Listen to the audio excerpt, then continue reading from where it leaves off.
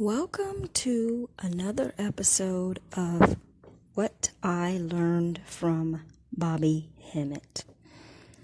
In this episode, we are going to decode a horror short TV show. And in this episode, it's called The Walls. But the actual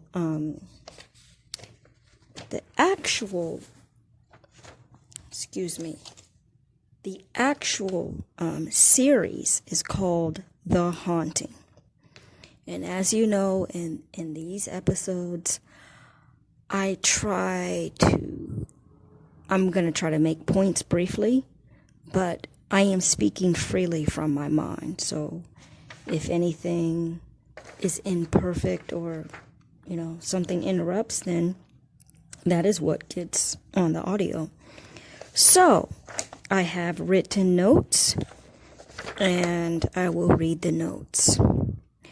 The story is about a young boy who discovers a monster in the walls of his new home. Later, he finds out the truth. And the truth is that his parents knew about the monster all along, and they want the monster to stay.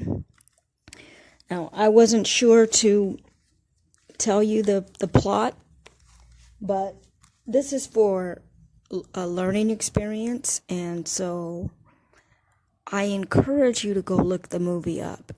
It's not a movie, excuse me. It's a TV show.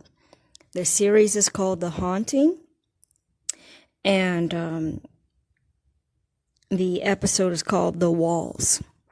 So, let me see if I can explain this to you. I'm going to point out elements of the story, pieces of the story that are metaphysical. And I am talking to those people that are already on the Bobby Hemmit frequency and who have looked at many videos from Bobby Hemmit. Then you can understand. Without me, I can't explain it a lot to you unless you have background knowledge of Bobby Hemmit.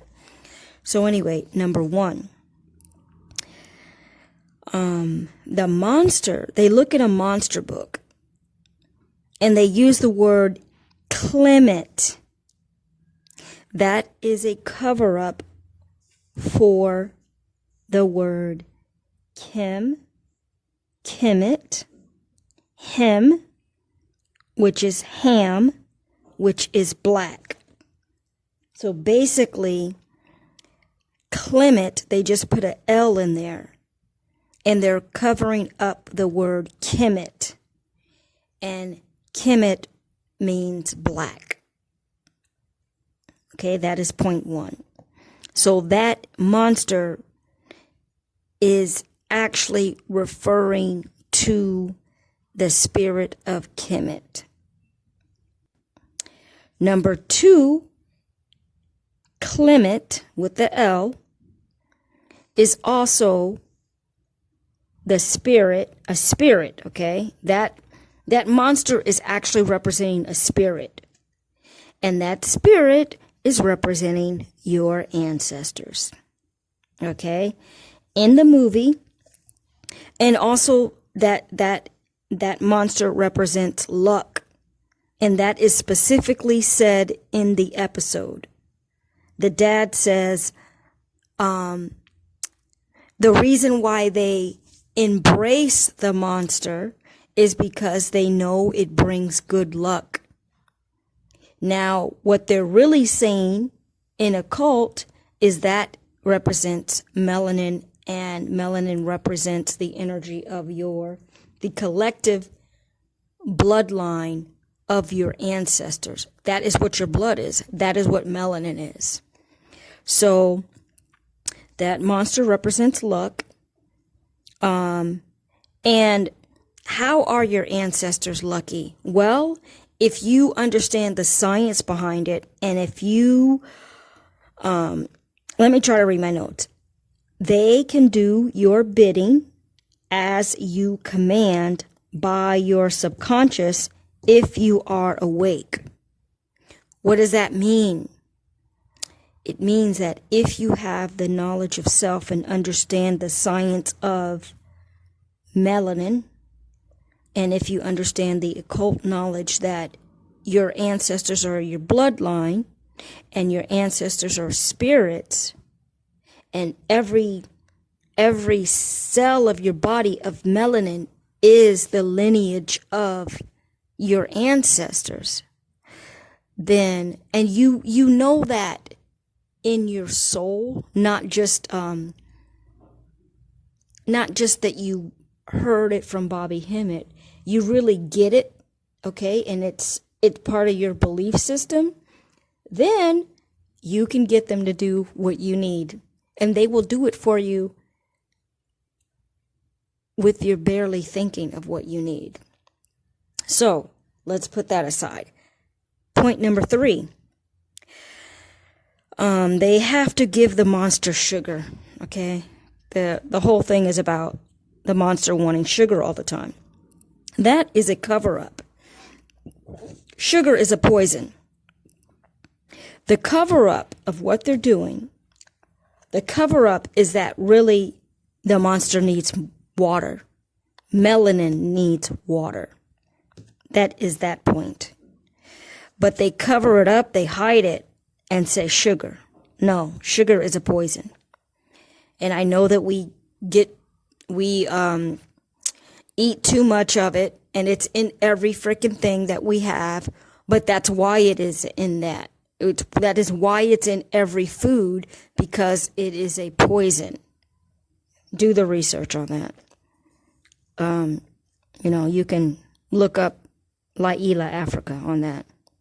And some other guy that I will put in the link below. Okay, point 4. The parents, the little boy doesn't like the house. The parents tell him to act as if you like the house. Now, that also is the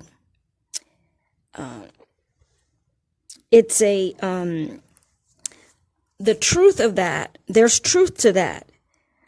They are telling you to use the universal law, one of the universal laws, which is the law of attraction. Actually, that is the universal law. Everything is the law of attraction. So, anyway, it means that your thoughts and your imagination can manifest reality. That is a specific truth, a metaphysical truth that is said in this story. Number 5, I will just read what I wrote. Monsters, okay? They have a book of monsters. Monsters is the cover-up for the representation for melanin. That is what I remember, what Bobby Hemmit said. What the information I'm telling you is directly from Bobby Hemmit, except that I cannot provide that evidence for you because Bobby Hemmit's videos are too vast for me to find the particular minute and second and part of the video that says what I am telling you, but I am just retelling you information from what I absorbed internally and subconsciously from Bobby Hemmit. So anyway, monsters are the cover-up that represent melanin, and that is for any story. Any horror story, they're talking about melanin. That monster represents melanin. The predator represents melanin because it represented a black person. It represented melanin. Let me continue. It represents the power of your melanin, the creative and destructive power. We do not know how to use our destructive power. We know how to use the creative power, okay? Because Everything we do is creative. I encourage you to start asking for the destructive power so you can bring this world to a close earlier, protect yourself as much as possible from the beast, and basically destroy the beast.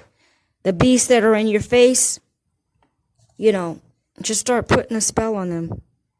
Start asking for your powers to increase, your powers of destruction. Because that's the whole problem here, We don't know that we have that power. Number 6, monsters need darkness. Okay, in the movie, the monster was scared of light. Okay, it didn't like light. Well, in the metaphysical truth of that, okay, the thing is they are using metaphors. They're using metaphors, and they sometimes are doing the opposite of what the truth is. So for the sugar, the real message, the truth is that water feeds your melanin. But they flipped that in the opposite and said that the monster likes sugar, and sugar is a poison. So for this, the monster needs darkness.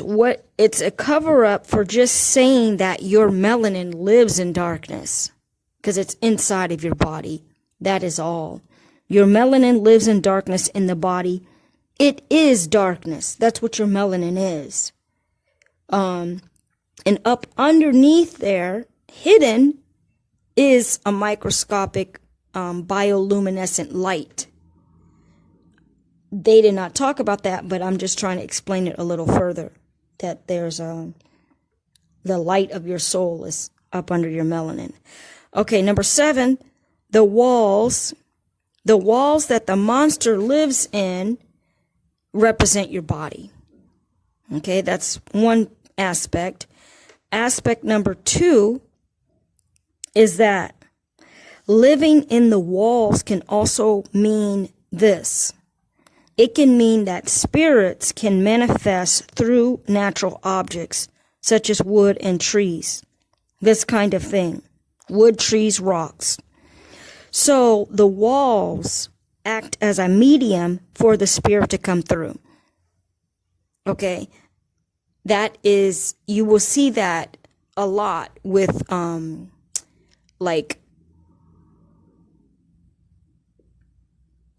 not even going to say, but there's other objects that you can use and that you see in scary movies. Okay. The Ouija board. They always try to use something to let the spirit come through. That is one way that you can do things, but you don't have to, because you're directly connected and the spirit will talk to you mentally. All right. So, number 8. I want to go back to this. But you know what? If when the spirit comes through an object, it is possible that you could capture it on film. Okay? It's possible because, believe it or not, that happened with me. And I'm not going to tell the story right now, but that happened with me. This is before I was heavy into Bobby Hemmit. It happened completely by accident. I don't know if it was before I got heavy into Bobby Hemmit. I was into Bobby Hemmit already, but what it did is it confirmed something. It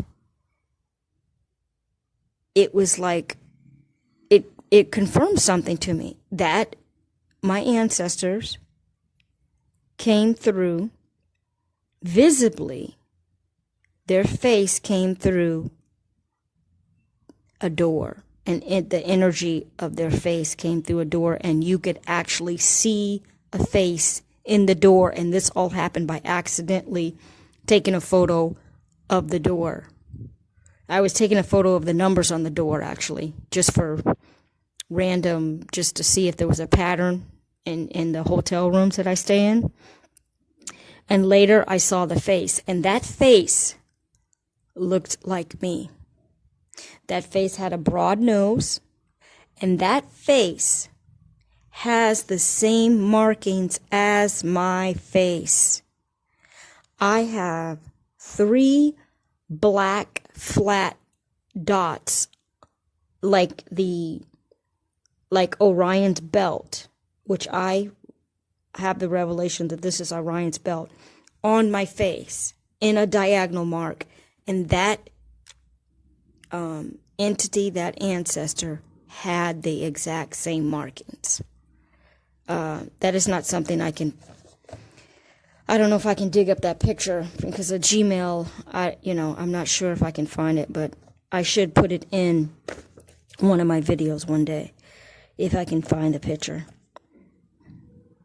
Now, number 8,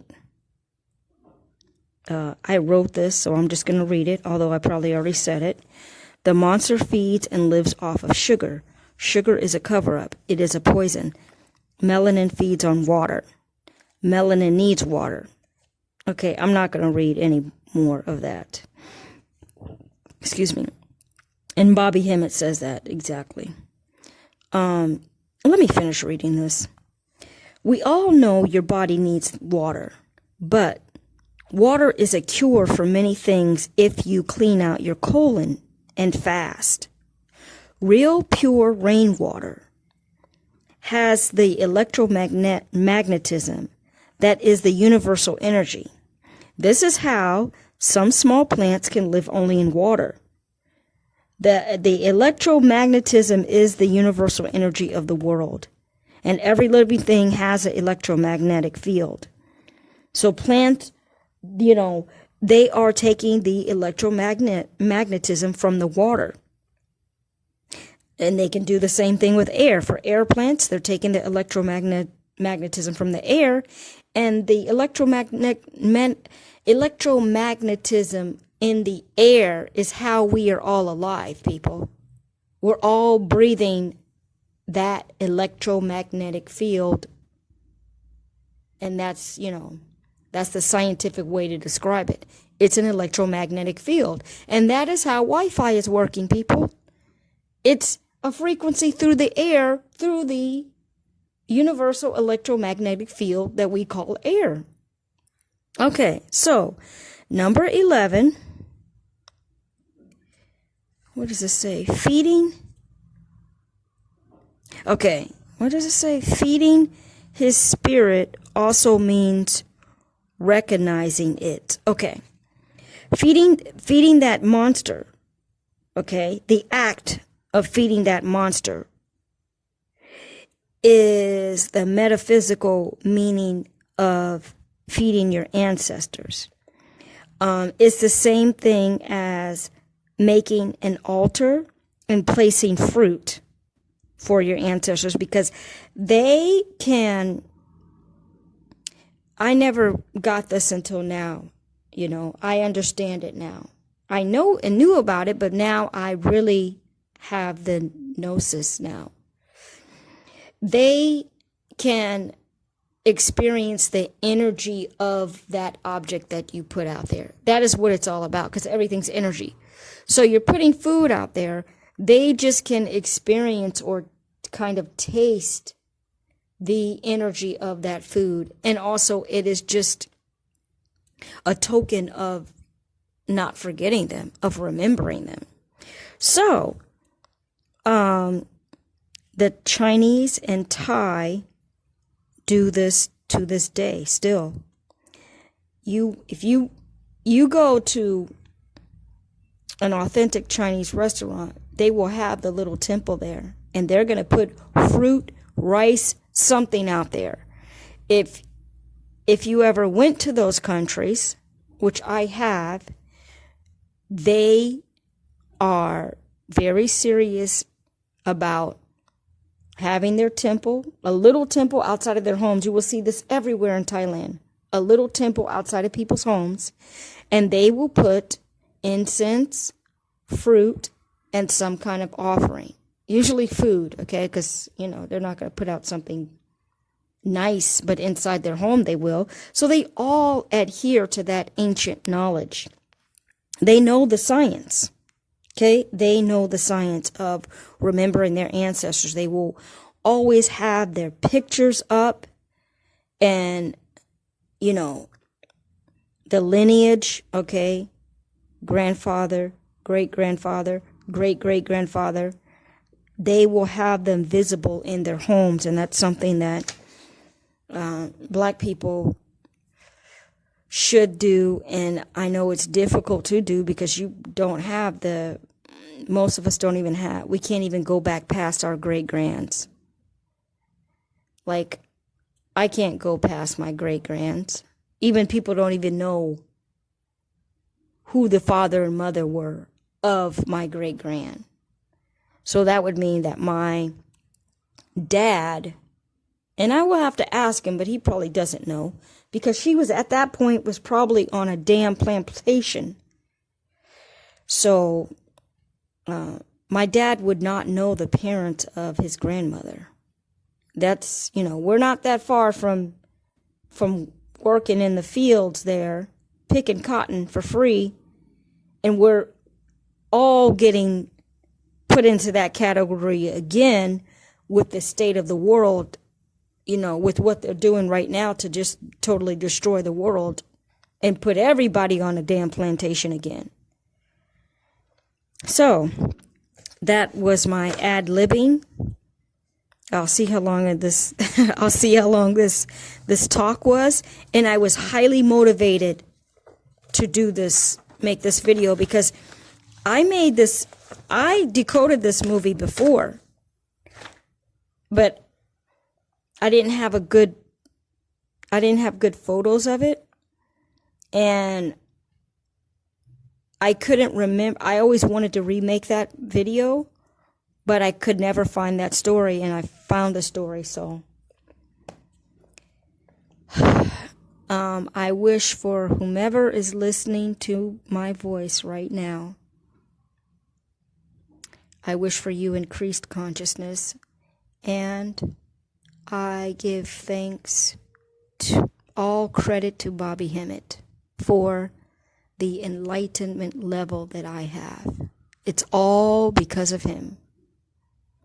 I mean, he is the zenith. I was on a path, but he is the one that broke open the secret.